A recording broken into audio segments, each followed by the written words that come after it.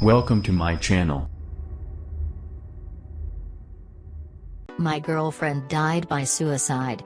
This is what I don't want people to have said. If someone you love commits the act of killing themselves, your world could shatter and your life could lose its sense of justice. At such times, you look for hope and support from those around you. But what if, instead of that, people say things that are just not right? It simply doubles up your misery. A reader who would like to stay anonymous shared with us a story of losing his girlfriend to depression and things people said that they should not have. He shares with us what he wished people knew about his experience. "I never thought it would affect me this much, but it did. She had been diagnosed with depression 5 years ago and I knew her for the last 1 year of her life. Before she finally took away her life, at a moment or two, she had shared her suicidal thoughts with me.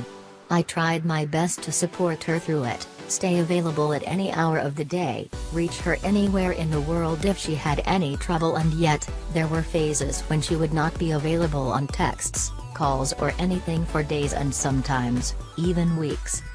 It was on a cold, wintry evening of January last year that she took her life. For all I had seen, I knew it was a possibility, a very in the cards possibility. But guess what?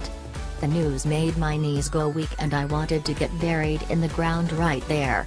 It is a very vague memory now, but I remember feeling that I wanted to follow and protect her in death too. Of course, I couldn't. Neither did I try. As Khaled Hosseini says, Zindagi Migzara, life goes on, mine did too, but not from certain things. It took me 6 months to finally accept what had happened because I have always been an emotional wreck who processes things slowly.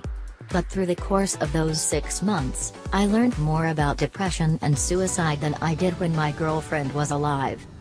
People really have no idea about mental sickness in our country.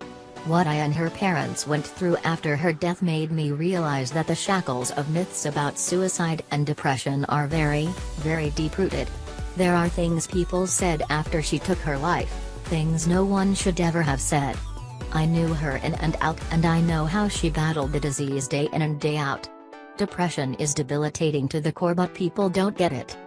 In the course of the months that followed her demise, people came to me and said things, some of which I am listing down below, that they should never have said.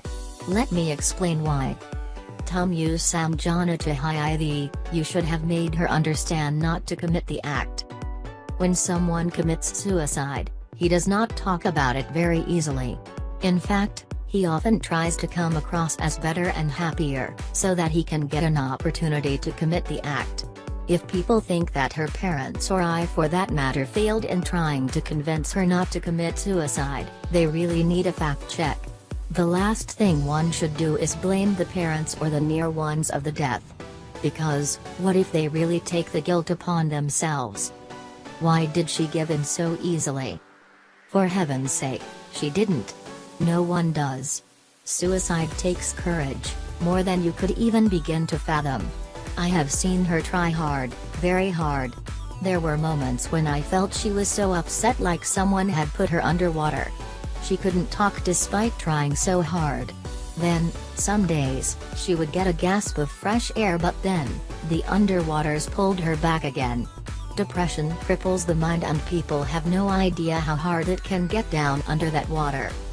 She was never so cowardly. This no one said directly, but it was written all over their faces. Okay, so tell me this, what is the most basic instinct animals have? Survival.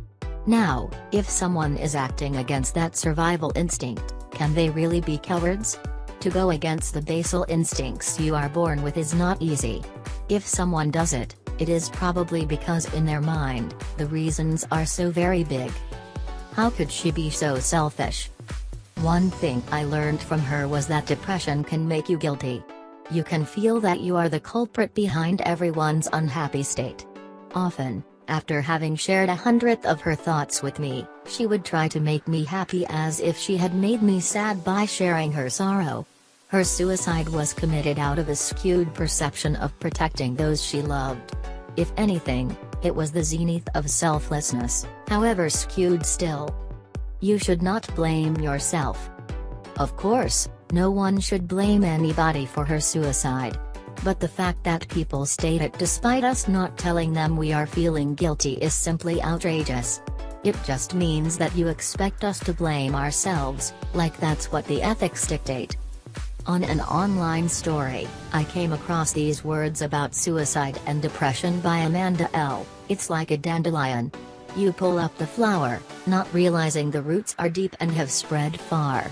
You survive, but the call of the void never quite goes away. But you learn to not answer it.